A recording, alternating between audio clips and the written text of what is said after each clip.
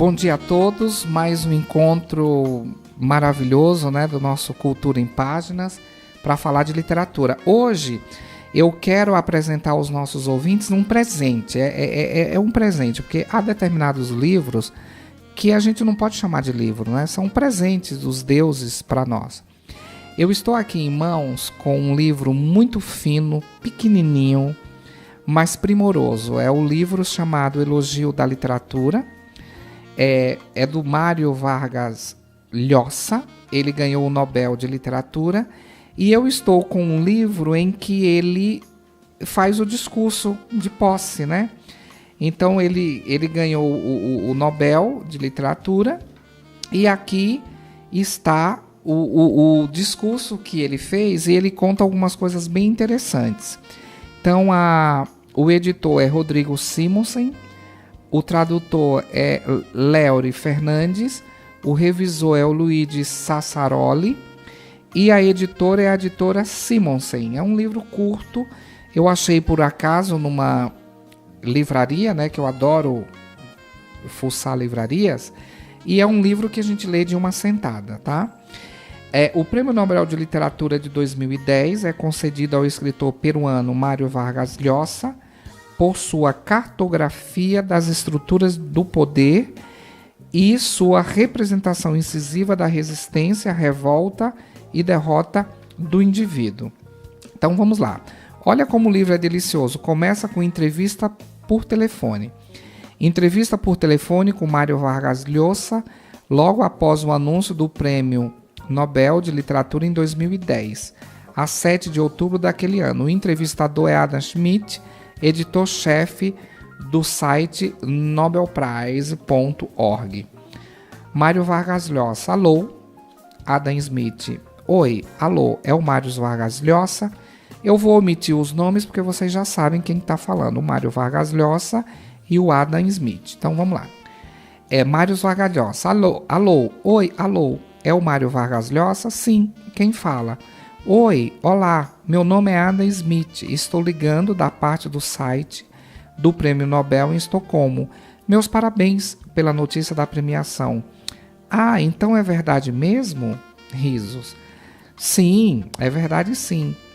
Porque eu recebi uma ligação do secretário-geral da academia e fiquei em dúvida se era verdade ou uma brincadeira de algum amigo. Bom, eu posso confirmar que acabou de ser anunciado ao público em Estocolmo. Ah, já foi anunciado? Bom, estou profundamente emocionado e agradecido. É uma grande surpresa. Bom, nem sei o que dizer, estou comovido de verdade. Eis aí uma coisa boa para se dizer, o senhor vem sendo indicado há alguns anos. Então, o que significa ganhar o prêmio? O senhor saberia dizer? Bom, eu sei, mas ainda não acredito, sabe? Preciso ler nos jornais. Sim, claro. Quando virar literatura, aí vai ser real. Nós temos um. Estou muito emocionado. É um incentivo fantástico. E para dizer a verdade, eu não esperava ganhar, sabe? Eu não sabia se era verdade que meu nome estava entre os possíveis candidatos. Mas, enfim, é um acontecimento fantástico e eu estou muito surpreso, sabe? Muito surpreso. Durante toda a minha vida, escrever para mim foi um prazer tão grande que não acredito que eu esteja sendo honrado e recompensado por algo que foi um prazer em si mesmo, entende? Enfim, por favor, meus sinceros cumprimentos. Enfim, por favor, transmita meus agradecimentos a todos os membros da academia. Claro, será que eu posso mantê-lo na linha por apenas alguns minutos? Nós gostaríamos de gravar uma breve entrevista pelo telefone. Sim, claro. Obrigado. Então, o senhor no momento está nos Estados Unidos lecionando, é isso? Estou em Nova York, mas lecionando em Princeton. Passo às segundas e terças lecionando, mas continuo morando em Nova York até dezembro. Ok. E o senhor mora em vários lugares? O senhor é peruano? Bom, eu moro em Lima. Interrupção na chamada. E em Madrid, mas principalmente entre Lima e Madrid. Eu já ia perguntar, isto muda o modo como o senhor escreve? Quer dizer, o lugar onde o senhor está morando? Porque em alguns, não, acho que não. Eu não. Bom, Eu escrevo sobre diferentes lugares, mas eu não. Às vezes eu me mudo porque estou escrevendo sobre certo lugar. Mas não acho que o ambiente mude muito a ideia que tenho de uma história. Mas talvez sim. Mas não de um modo muito consciente. Quem sabe? Talvez inconscientemente sim, eu fique impregnado pelo lugar onde estou. Eu não sei. Interrupção na chamada. E em relação à linguagem? Por que então a linguagem? Estou convencido de que o fato de viver, por assim dizer, uma língua estrangeira enriquece e muito a relação que eu tenho com o espanhol. Acho que entendi melhor minha própria língua neste constante confronto do espanhol com o inglês, com o francês, com o alemão. Acho que ficamos muito mais conscientes das nuances que cada língua tem para expressar a mesma ideia, as mesmas emoções. Penso que, interrupção na chamada, minha relação com minha própria língua tornou-se muito mais rica porque vivi em países onde o espanhol não era a língua nacional, entende? E o senhor escreve em um número bastante grande, em um número raramente visto de gêneros. Por que isto? Bom, eu escrevo romances, mas eu acho que sou um escritor de ficção. Como você sabe, também posso escrever peças e contos, mas não acredito que os diferentes gêneros literários mudem a visão, as crenças, as emoções que tento expressar em minhas histórias. Mas acho que certas histórias expressas ou representadas em uma peça em vez de um romance, ou um conto em vez de um outro, interrupção da chamada. Em outras histórias, é claro, eu acho que o romance é o modo ideal de contá-las, não? Sim. E posso lhe perguntar sobre seu interesse pela política? O senhor diz que entrou na política por um senso de obrigação. Esta foi uma obrigação pessoal ou uma obrigação do escritor? Bom, quando eu acho que os escritores também são cidadãos e têm a obrigação moral de participar do debate cívico, do debate sobre as soluções para os problemas que as sociedades enfrentam. Isso não significa que eu pense que os escritores deveriam se tornar políticos profissionais. Não, nunca pensei. Nunca quis me tornar um político profissional. Fiz isso uma vez porque a situação no Peru era muito, mas muito grave. Nós tínhamos hiperinflação, terrorismo, havia guerra, uma guerra civil no país. E nesse ambiente, minha impressão era de que a democracia tão frágil que nós tínhamos, interrupção na chamada, estava à beira do colapso. Então, foi nessas circunstâncias. Mas fiz isso como algo realmente excepcional e sabendo perfeitamente bem que seria uma experiência transitória. E foi mesmo. Mas, por outro lado, eu acho que os escritores, como o resto dos cidadãos, deveriam participar dos problemas cívicos. Senão, não podemos protestar. Não podemos, interrupção na chamada, participar. Se acreditamos na democracia, democracia é participação. E não acho que os escritores ou os artistas ou os intelectuais deveriam ser exonerados desta obrigação moral e particular. Ok, uma última pergunta. O anúncio vai expor o senhor a um público leitor completamente novo, que nunca o leu antes. O senhor recomendaria que eles começassem por algum livro em particular? Bom, não sei. Suponho que, na verdade não sei, mas talvez não. Não tenho como dizer, ok. Deixe que eles escolham livremente, tudo bem? Muito bem, meu caro. Bom, foi um prazer falar com o senhor. Muito obrigado, parabéns, muito obrigado e até logo. Até logo. Vejam que coisa linda. Eu não poderia deixar de ler para vocês o início do discurso que o Vargas Llosa faz quando ele vai receber o prêmio. Ele começa assim: aprendi a ler aos 5 anos na turma dos irmãos Justiniano no colégio de La Salle, em Cochabamba, na Bolívia. Foi a coisa mais importante que me aconteceu na vida.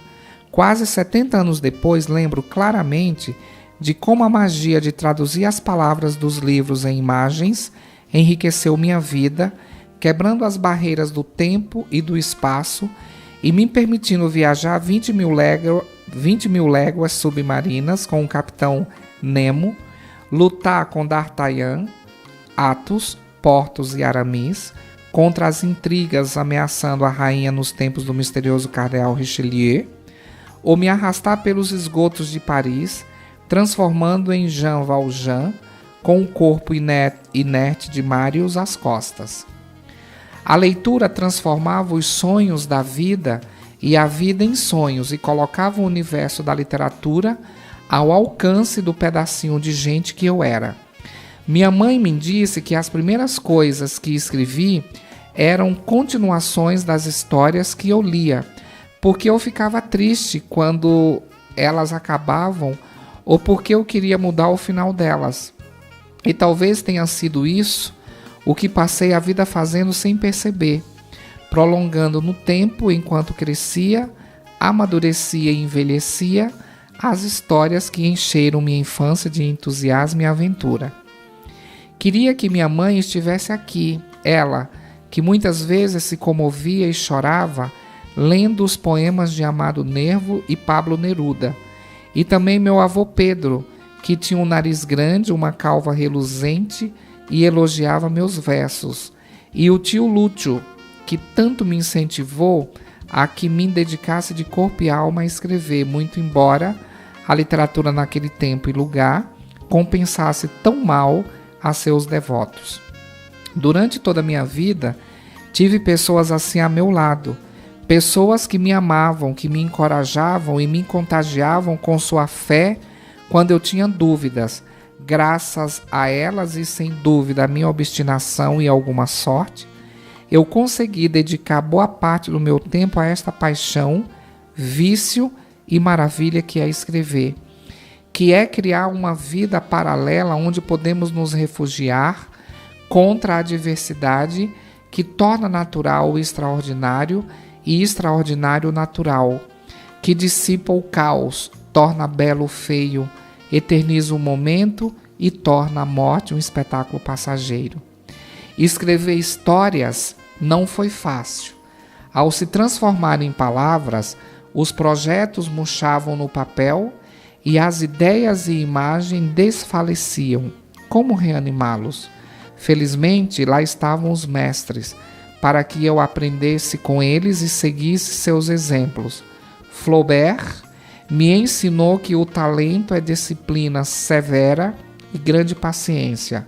Faulkner, que é a forma, a escrita e a estrutura que engrandece ou empobrece os temas. Martorell, Cervantes, Dickens, Balzac, Tolstói, Conrad, Thomas Mann, que magnitude e ambição são tão importantes em um romance quanto a habilidade estilística e a estratégia narrativa.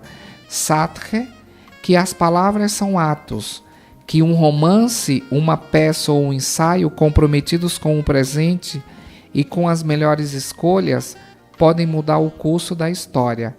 Camus e Orwell, que uma literatura desprovida de moralidade é desumana, e Moreau, que o heroísmo e a épica são tão possíveis no presente quanto no tempo dos argonautas, da Odisseia e da Ilíada. Se eu invocasse nesse discurso todos os escritores a quem devo algo ou muito, suas sombras nos mergulhariam na escuridão. São inumeráveis. Além de me revelarem os segredos do trabalho narrativo, eles me fizeram explorar os abismos do ser humano, admirar suas façanhas e me horrorizar com suas loucuras. Eles foram os amigos mais prestativos, aqueles que alimentaram minha vocação e em cujos livros eu descobri que, mesmo nas piores circunstâncias, há esperança e vale a pena viver, nem que seja porque sem a vida não podemos ler nem imaginar histórias. Algumas vezes me perguntei se escrever não seria um luxo egoísta em países como o meu, com poucos leitores e tantos pobres, analfabetos e injustiças. onde a cultura era um privilégio de tão poucos. Mas estas dúvidas nunca sufocaram minha vocação e sempre continuei escrevendo, mesmo naqueles períodos em que o trabalho para minha subsistência absorvia quase todo o meu tempo. Acho que fiz a coisa certa, pois se para a literatura florescesse em uma sociedade fosse necessário alcançar primeiro a alta cultura, a liberdade, a prosperidade e a justiça, ela nunca teria existido. Pelo contrário, graças à literatura, às consciências que ela formou, os desejos e anseios que ela inspirou, ao desencanto com o real com que voltamos da viagem a uma bela fantasia, a civilização é menos cruel agora do que quando os contadores de histórias começaram a humanizar a vida com suas fábulas. Seríamos piores do que somos sem os bons livros que lemos, mais conformistas, menos inquietos e insubmissos. E o espírito crítico, o motor do progresso, sequer existiria. Assim como escrever, ler é protestar contra as insuficiências da vida. Quem busca na ficção aquilo que não tem, diz, sem precisar dizer ou sequer saber, que a vida tal como é não nos basta para saciar nossa sede de absoluto, fundamento da condição humana, e que ela deveria ser melhor. Inventamos ficções para podermos viver, de algum modo, as muitas vidas que queríamos ter quando dispomos de uma só. Sem as ficções, seríamos menos conscientes da importância da liberdade para que a vida possa ser vivida e do inferno em que ela se converte quando é controlada por um tirano, uma ideologia ou uma religião. Quem duvida que a literatura, além de nos submergir no sonho da beleza e da felicidade, nos alerta contra toda forma de opressão, deve se perguntar por que todos os regimes empenhados em controlar do berço ao túmulo a conduta dos cidadãos a temem tanto que estabelecem sistemas de censura para reprimi-la e vigiam com tanta suspeita os escritores independentes. Eles fazem isso porque sabem o risco que correm, deixando a imaginação correr solta nos livros. O quão insubordinadas se tornam as ficções quando o leitor compara a liberdade que as torna possíveis e que nelas se exerce com o obscurantismo e o medo que o espreitam no mundo real. Querendo ou não, sabendo ou não, os criadores de fábulas, ao inventarem histórias, propagam a insatisfação, mostrando que o mundo é imperfeito, que a vida da fantasia é mais rica do que a rotina diária. Essa constatação deita raízes na sensibilidade e na consciência, torna os cidadãos mais difíceis de manipular, de aceitar as mentiras de quem quer lhes fazer crer que entre grades, inquisidores e carcereiros, eles vivem mais seguros e melhor. Olha, isso é uma coisa primorosa. Então, quem se amar, se dê de presente esse livro, pelo amor de Deus, que ele é primoroso, não é? Então, fica aí a dica. Elogio da Literatura, de Mário Vargas Llosa, da editora Simonsen. É um verdadeiro presente que os nossos ouvintes vão se dar. E para finalizar, nós vamos ouvir uma canção com Susana Baca, que é uma cantora peruana. Leiam e sejam felizes.